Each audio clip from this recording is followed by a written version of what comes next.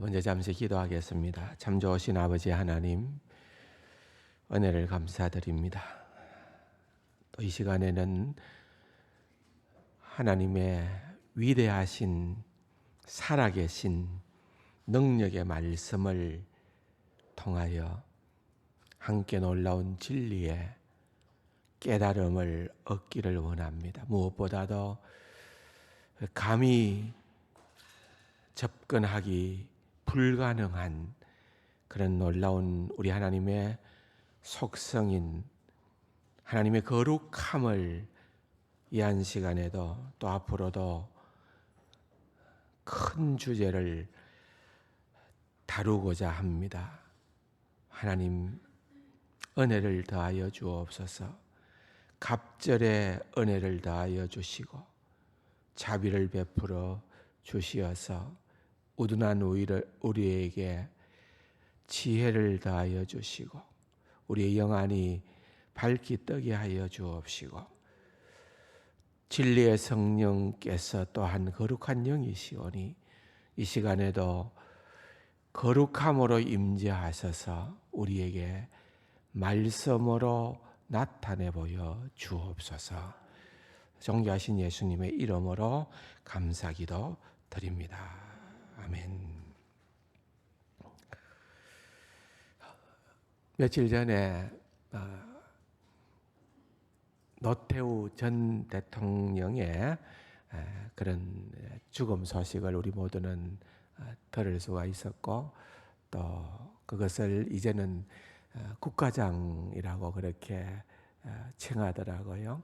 그래서 그렇게 장례 절차들을 밟아가는 것을 뉴스를 통하여서 조금씩 보게 되어졌습니다.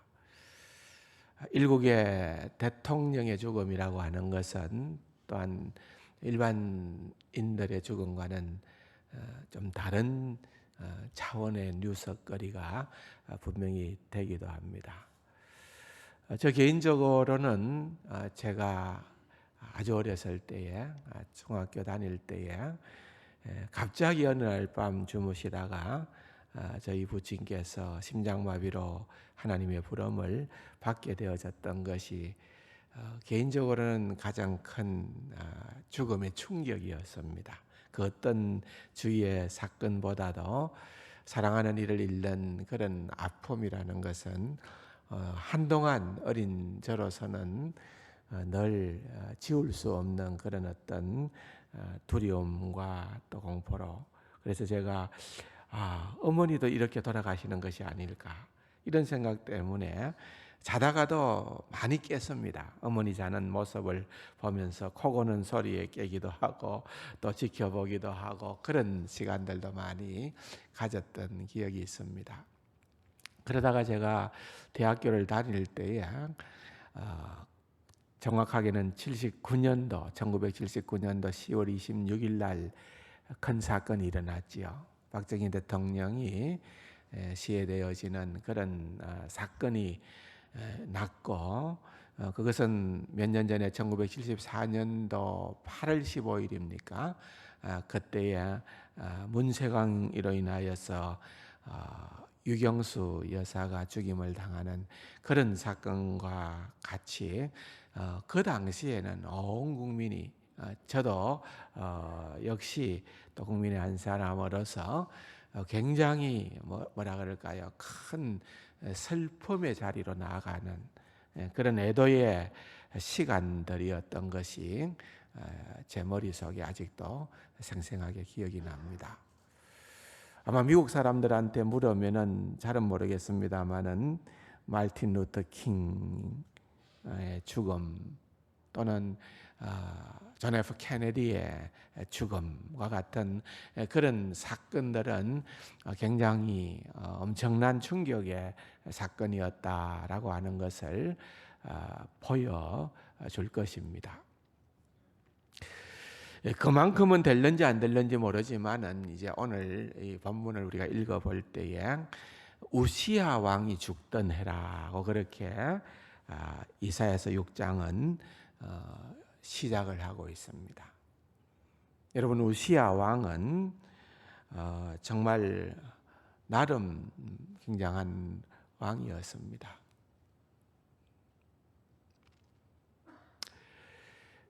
그가 16세에 왕이 되었고, 그리고 난 다음에 50년이 넘도록 왕좌에 있었습니다.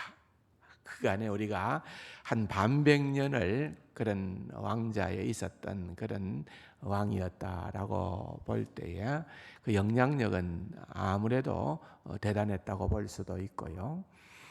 그러면서도 나름 처음 하나님 앞에서 정직하게 행함으로 말미암아 하나님의 도우심을 입어서 나라도 강성해지고 또 영적인 종교 개혁도 어느 정도 활발하게 일어나게 되어졌던 그런 시기들이 바로 그 왕의 시기였습니다. 그러나 결말이 좋지 않았습니다. 안타깝게도 그 결말은 그가 교만함으로 말미암아 나병이 걸리게 되어지고 또한 왕궁을 떠날 수밖에 없는 그런 상황 가운데에서 죽음을 맞이했던 기록을 우리는 구약 성경의 말씀을 통하여서 알게 됩니다. 그의 죽음은 하나의 일종의 어떤 이스라엘 역사의 전환점이었다고도 볼 수가 있습니다. 사실은 그때를 기점으로 해서 어떤 영적인 그런 어떤 부흥의 계기는 별로 찾아보기가 어렵고 급격히 이렇게 무너져 내리는 그러한 쇠락의 역사를 우리는 볼 수가 있습니다. 그런 상황 가운데에서 오늘 본문을 우리가 주목해서 보면은 거기에 또한 이 상황 가운데에서 하나님은 예비하신 한 선지자를 부르시는 장면이 나타나지요. 그는 바로 이사야였습니다. 이사야는 어떤 사람이 얘기하기로는 구약 성경에 등장하는 선지자 가운데에서 넘버원이다 라고 얘기할 만큼 모든 선지자들 가운데에서 가장 탁월했던 그런 선지자로 칭송을 받는 인물이기도 합니다. 우리가 아는 것처럼 보라 처녀가 잉태하여 아들을 낳으리니 그 이름을 임마누엘이라 하라. 메시아의 동정녀 탄생에 대한 예언도 이사야서에 뚜렷하게 기록되어져 있을 뿐만 아니라 또 그분이 오시면은 우리를 위하여서 고난을 받게 될 것이다. 고난받는 종의 모습으로서의 메시아를 그린 그러한 분도 이사야였습니다. 이사야서를 보면은 우리가 복음의 메시지를 참 많이 발견을 하게 되어지는데 그만큼 위대한 또 여러 왕들을 거쳐가는 동안에도 하나님께서 그를 붙들어서 선지자로 사용해 주었던 그런 인물이었기도 한 것입니다. 오늘 우리가 이사야서 그 6장 1절에서부터 4절의 말씀을 읽어 보았는데요. 이 읽어본 본문의 말씀 가운데에서 이사야는 자신이 하나님께로부터 부름받는 그 놀라운 소명의 경험을 우시야 왕이 죽던 해에 일어났다라고 그렇게 그가 증거를 하고 있는 것을 우리는 주목할 필요가 있는 것입니다. 1절을 다시 한번 볼까요? 우시야 왕이 죽던 해에 내가 본적 주께서 높이 들린 보좌에 앉으셨는데, 좀 상상력이 필요하지요?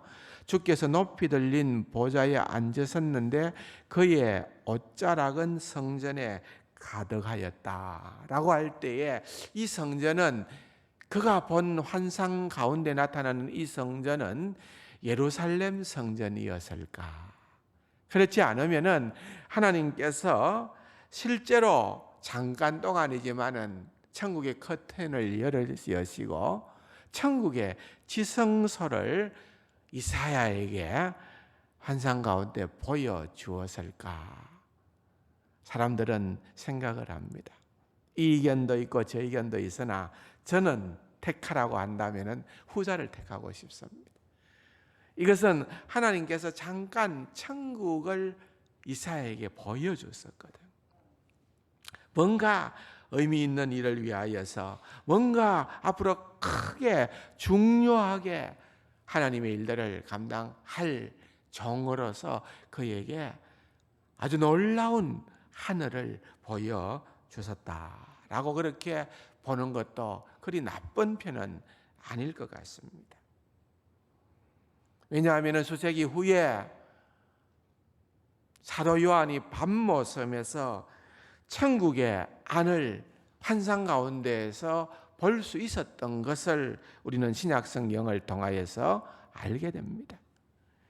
이처럼 선지자 이사야는 주님이 보좌에 앉아 계신 천국을 보게 된 것입니다. 다시 한번 1절을 주목해 보십시오. 우시야 왕이 죽던 해에 내가 본적 주께서 높이 들린 보좌에 앉으셨는데 그의 옷자락은 성전에 가득하였다. 여러분, 이런 기록들은 거의 모든 것에 다 의미가 부여되어져 있는 하나님의 말씀인 것입니다. 내가 본적, 첫 번째로 우리가 주목해야 될 단어는 주께서라는 단어입니다. 주께서. 제가 여러 차례 말씀을 드렸습니다만 이 주라는 말은 영어에는 Lord라고 합니다. 그런데 영어 성경을 보면은 대문자로 L을 쓰고 소문자로 ORD라고 적습니다.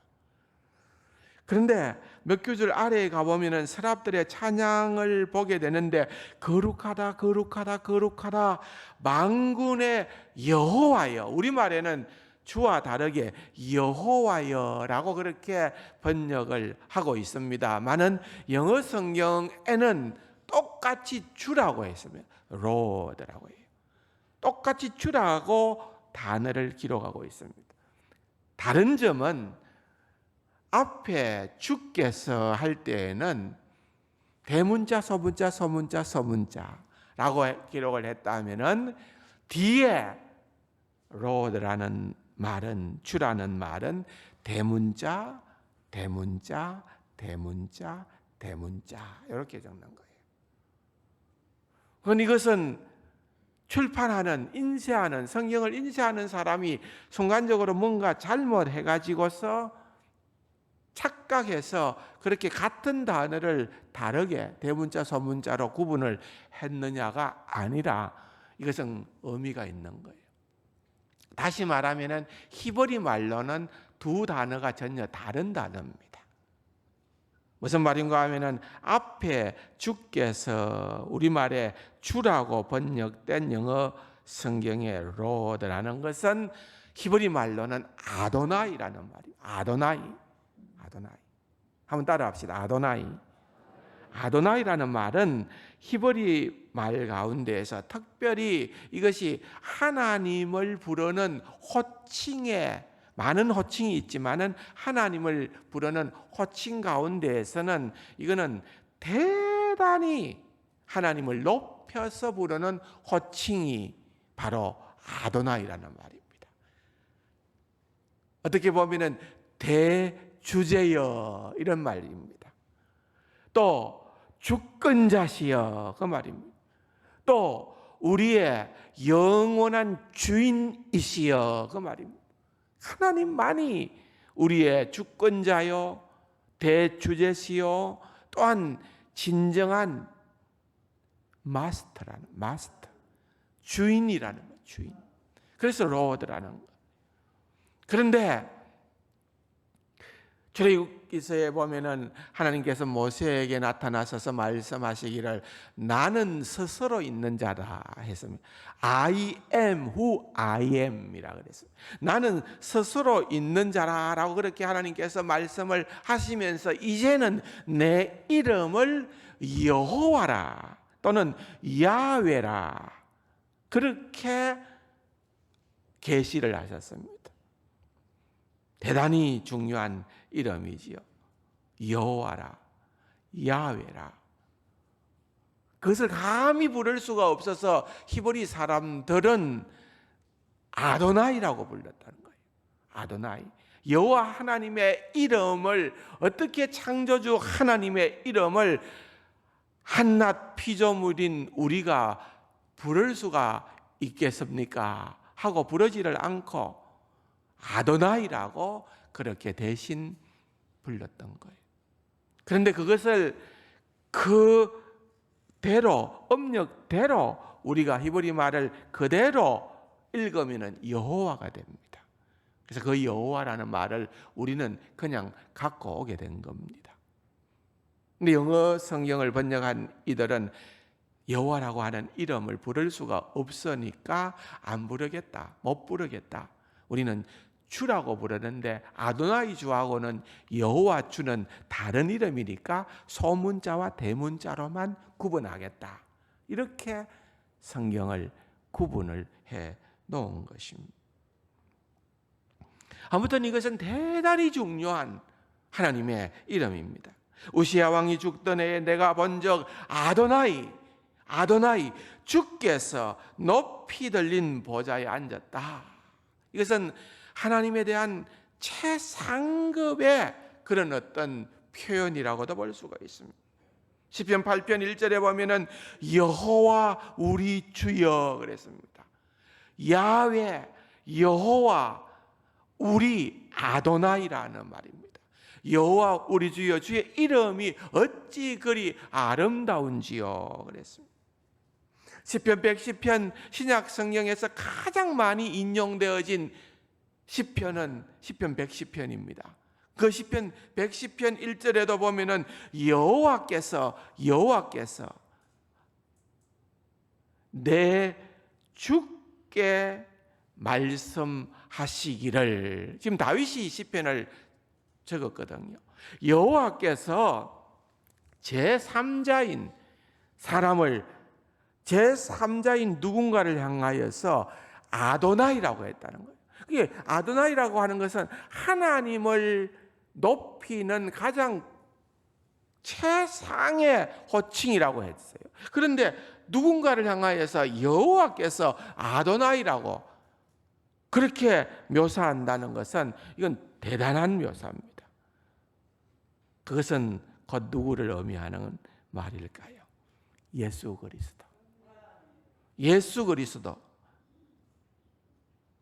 그리스도를 그렇게 묘사한 것입니다.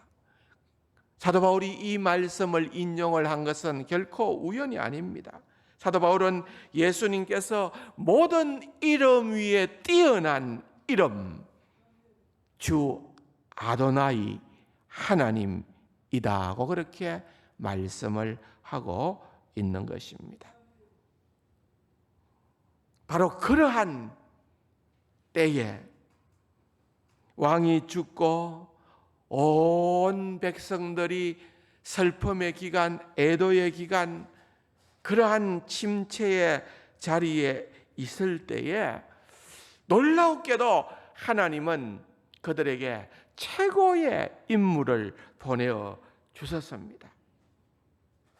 이사야 선지자였습니다. 그가 백성을 보고 또한 천국의 안을 들여다 보았더니만은 거기에는 우시아도 아니고 히스기야도 아니고 다윗도 아니고 그 성전에 그 천국의 문이 열려서 보니까 거기 보좌에 앉으신 이는 주님이시더라. 아도나이시다.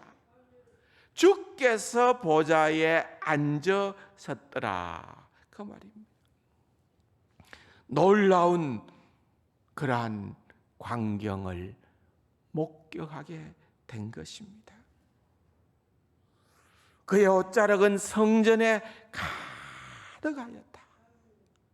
여러분, 오늘 우리 예배당에 어떤 인물이 옷을 입고 있는데 그 옷자락이 뒤로 있는 옷자락이 이리 꼬이고 저리 꼬이고 해서 온 예배당 끝까지 가득 찼다. 그렇게 한번 상상을 해보십시오. 이 당시에는 고대인들에게 또는 히브리 사람들에게 있어서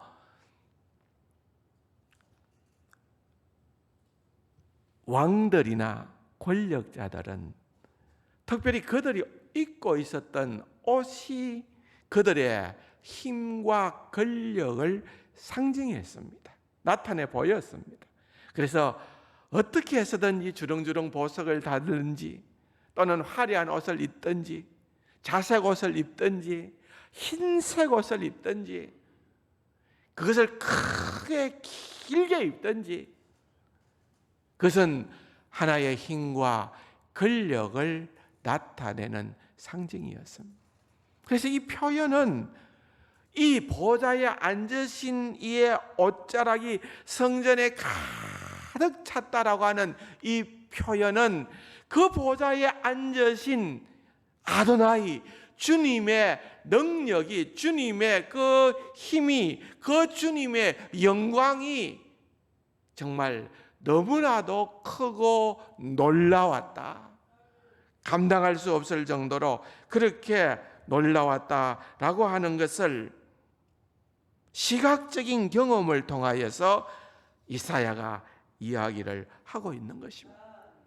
그러면서 여러분 보십시오. 우리가 본 적이 없기 때문에 상상을, 오늘 본문을 읽으면서 우리는 그냥 상상할 수밖에 없습니다. 여기에 스랍들이 등장을 합니다. 이 스랍은 천사의 이름입니다. 그런데 이 천사들 가운데에서 이 스랍이 어떤 유형의 천사인지 우리는 모릅니다. 아무튼 여기에만 등장하는 이름입니다.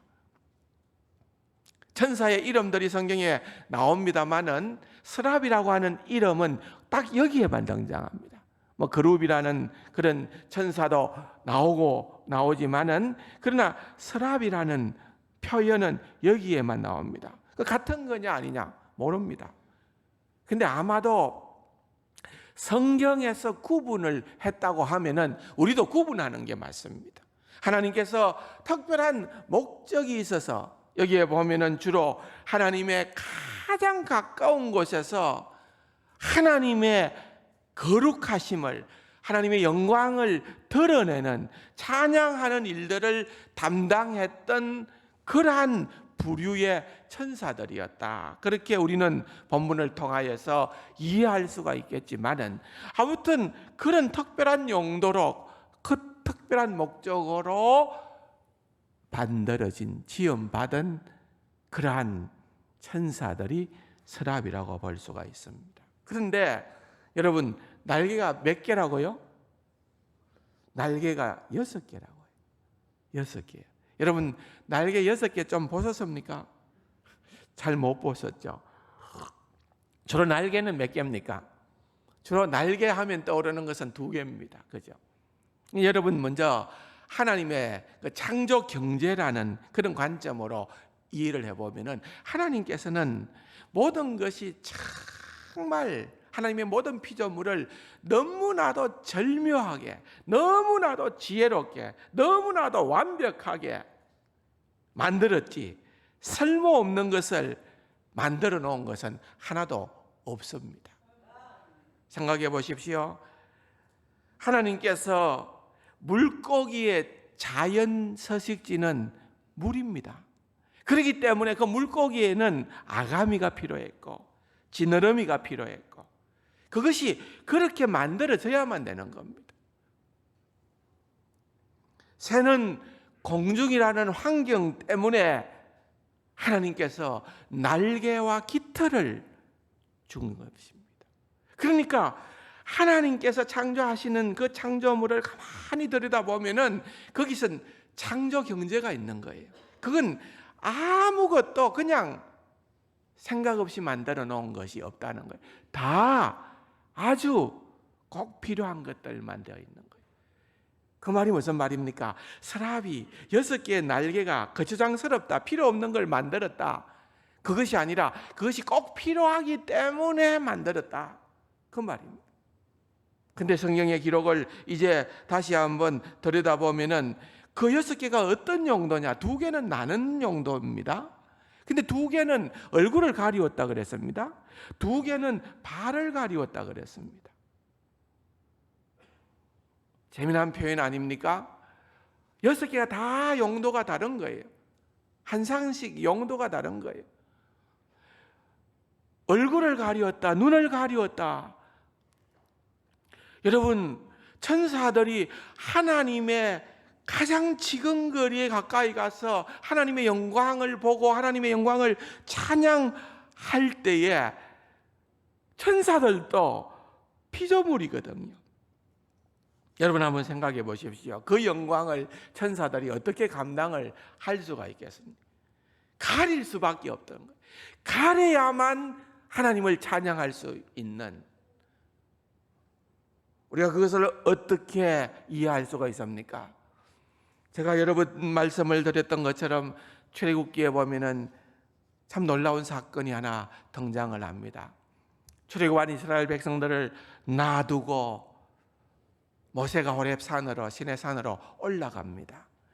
구름 사이로 올라갔기 때문에 그에게 무슨 일이 벌어졌는지 이스라엘 백성들은 너무나도 궁금했습니다. 그가 거기에 가서 고라와 그의 자손처럼 뭔가 큰 벌을 받았던 것은 아닌가, 불길한 예감도 없잖아 들었을 것입니다.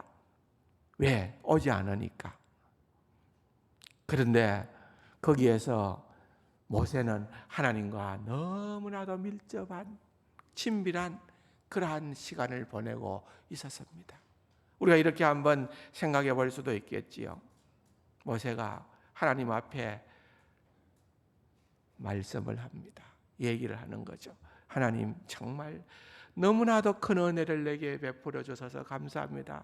나는 아무것도 아닌 존재였는데 하나님께서 나를 그렇게 미디안 광야에서부터 나를 이렇게 민족을 이끌 수 있는 지도자로 나를 만들어 주시고 나를 보내어 주셔서 정말 수많은 기적을 보게 해 주셨습니다. 가시떨기에, 타지 않는 가시떨기에 그런 기적도 보게 하시고 하나님께서 열재앙을 내리시는 그러한 장면도 나로 하여금 직접 볼 수 있고 구현할 수 있도록 은혜를 베풀어 주신 것 감사합니다. 하나님뿐만 아니라 홍해를 갈라주시고 이스라엘 백성들을 광야길로 인도하시고 때로는 하나님께서 구름 기둥과 불 기둥으로 지켜주시고 하나님께서는 먹을 것이 없는 우리들에게 수많은 만나로, 하늘의 만나로 우리에게 먹을 것을, 일용할 양식을 공급해 주시는 이런 기적의 하나님을 내가 찬양합니다. 그런데 하나님, 이제 진짜 하나님 앞에 요청할 게 하나 있는데, 하나님 진짜 더 큰 것 하나만 내게 주십시오. 여러분, 하나님께 요청한 더 큰 것이 뭔 것 같습니까? 하나님 한번 나타나 얼굴을 내게 보여주실 수가 없겠습니까?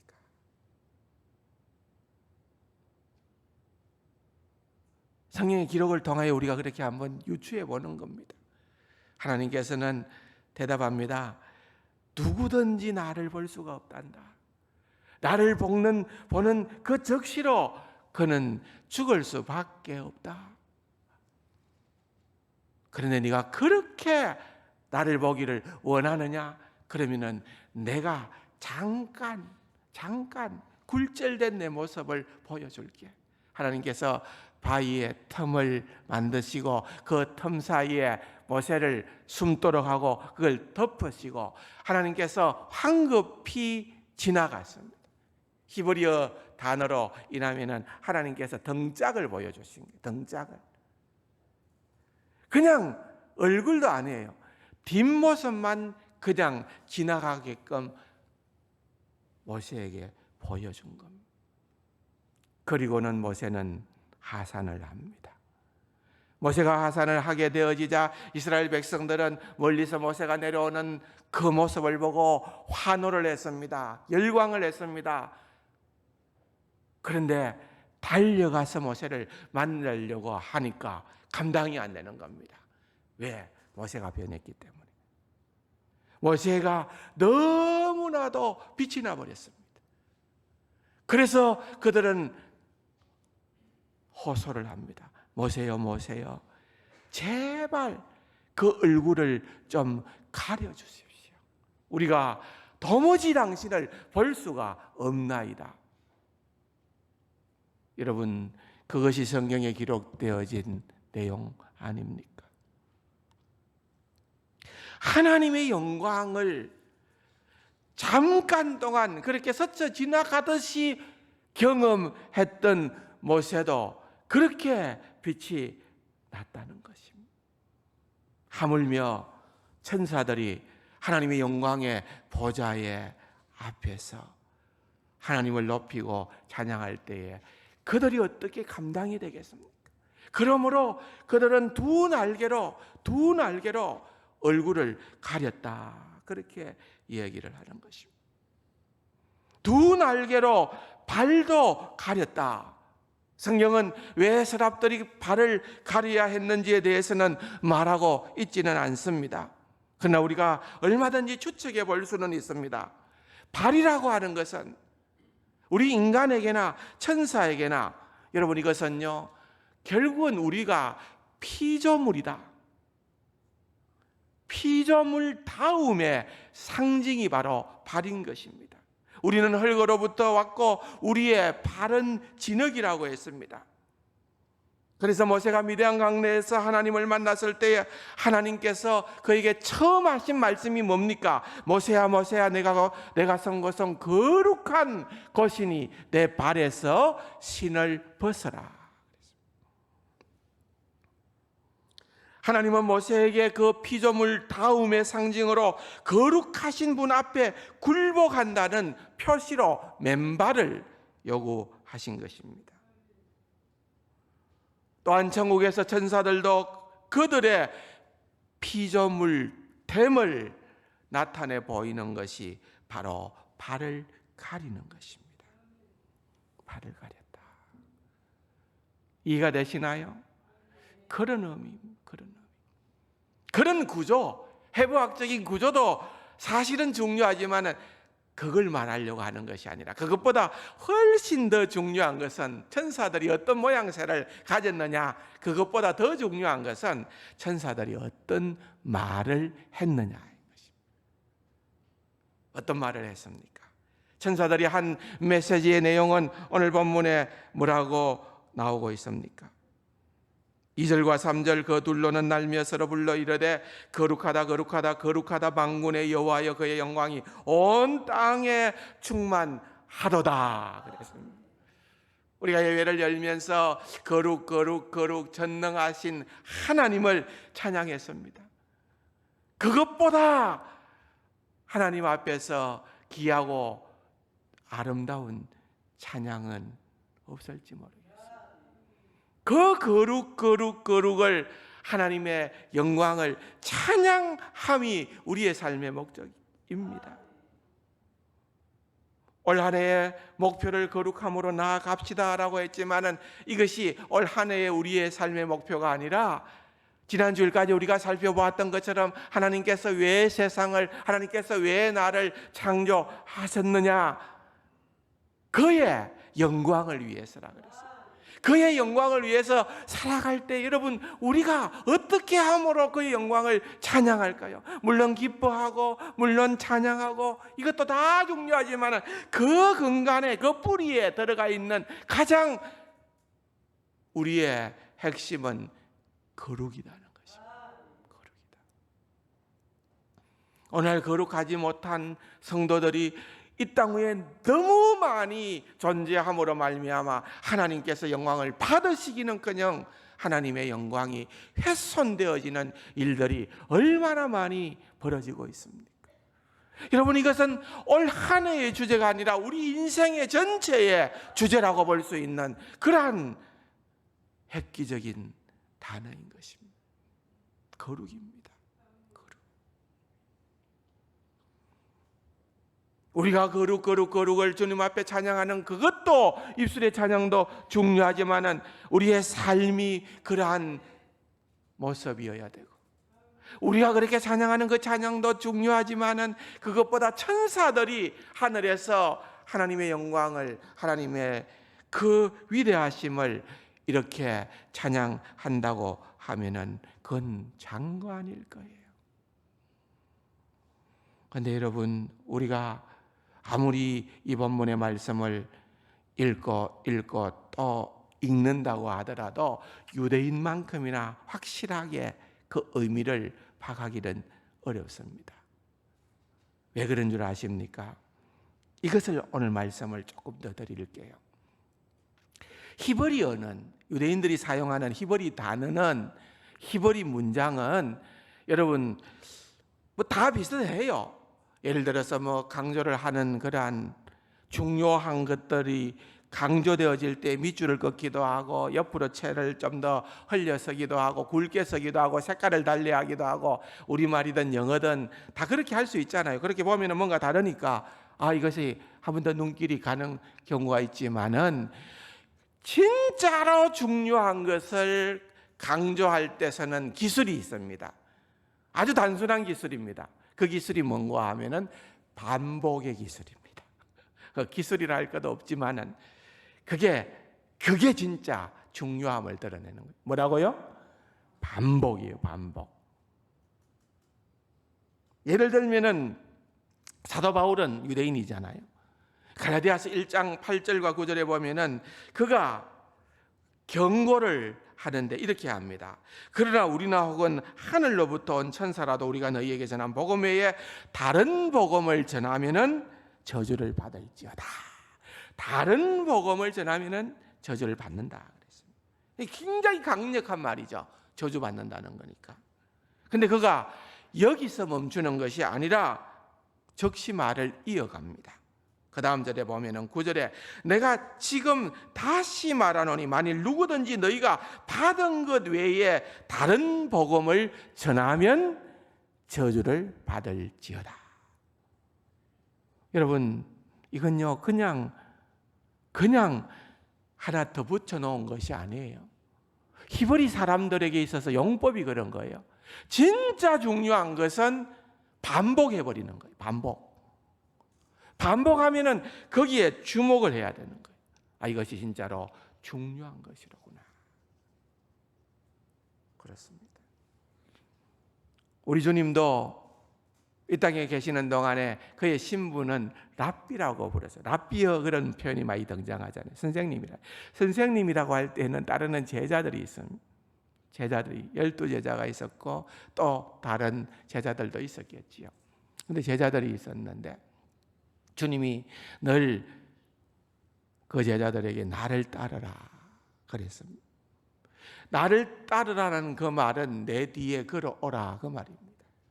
내 뒤에 걸어오면서 너희들은 나를 주목해서 보고 내가 말하는 것을 너희들이 잘 한번 머릿속에 새기고 또한 너희들이 잘 그렇게 흡수를 해서 그렇게 순종을 하라 하는 것입니다. 그래서 늘 랍비가 걸어가면은 그 뒤엔 제자들이 따라갑니다. 뒤를 따르는 거예요. 그래서 중요한 것을 그때마다 가르쳐 주는 것입니다. 그래서 중요한 것이 있을 때마다 주님은 시간을 들여서 주의를 집중시킵니다. 그런데 절대적으로 중요하다는 것이 있을 때에는 주님은 어떻게 말씀하십니까? 주님은 바로 이 기술을 사용합니다. 먼저 얘기하기로 진실로 내게 이르노니. 진실로 내게 이르노니. 아멘 그 말입니다. 여러분들은 설교를 다 듣고 나서 아멘 하지만은 여러분 제자들은 그것이 다 이해해서 아멘이 아니라 주님이 이게 너무 중요하니까 먼저 내가 진실로 너에게 이른다 이렇게 얘기를 하는 것입니다. 굉장히 중요하다는 표현입니다. 그런데 여러분 오늘 본문에 성경 가운데에서 정말 중요하다고 볼 수밖에 없는 하나님의 최고의 속성을 이렇게 묘사한 겁니다. 어떻게 해요? 반복입니다. 그것도 몇 번요? 두 번도 아닙니다.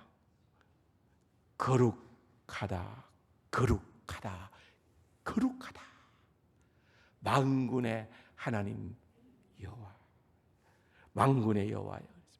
그러니까 여러분, 이것은 단어로 볼 때는 딱 한 단어인데 이 한 단어가 3번씩이나 반복되어서 하나님의 속성을 드러내는 것은 유일합니다. 그 말은 무슨 말입니까?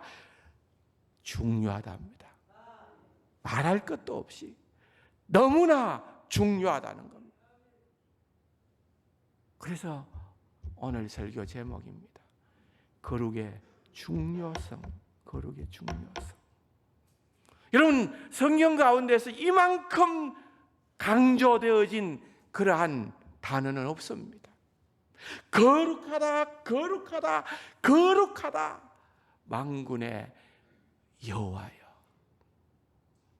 사랑하는 성도 여러분, 하늘의 천군 천사들이, 서랍들이 부르는 찬미는 거룩함인 하나님을 거룩하다고 찬미하는 것. 심지어는 어떤 일이 벌어집니까? 오늘 본문의 4절에 보면은 이같이 화답하는 자의 소리로 말미암아 문지방의 터가 요동치며 성전의 연기가 충만하더라.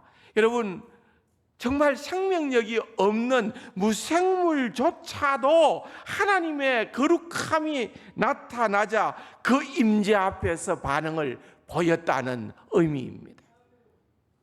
그렇다고 하면은 하나님의 형상으로 지음받은 저와 여러분, 우리 주 예수 그리스도로 말미암아 구원함을 얻은 저와 여러분의 삶은 결코 거룩함과 별개여서는 아니라는 것입니다. 이겁니다. 주님 앞에 서게 되는 그날까지 이제 앞으로 이 거룩의 많은 부분을 계속해서 좀 나누려고 생각을 합니다. 이 거룩이 그만큼 중요하기에, 이 거룩이 정말 이제 하나님의 백성된 저와 여러분들에게는 너무나도 필요한 것들이기에 이것을 우리가 함께 묵상하고 함께 나누고 함께 느끼고 함께 누리고 함께 증거하는 귀하고 복된 우리 세강 가족들이 될 수 있기를 주님의 이름으로 축원합니다. 아버지 하나님, 정말 이 세상을 볼 때에는 너무나도 거룩과는 상관이 없는 그러한 세상입니다. 그러나 우리로 하여금 하나님의 자녀로 불러주시고 구원해 주셔서만 하나님을 닮은 자로, 거룩을 실행하는 자로 우리를 불러주셨다고 확신합니다. 성경에 가장 강조되어진 하나님의 품성인 거룩을 우리도 닮아가는 은혜를 더하여 주시옵소서. 성령님 함께하여 주옵소서. 존귀하신 예수님의 이름으로 감사기도 드립니다. 아멘.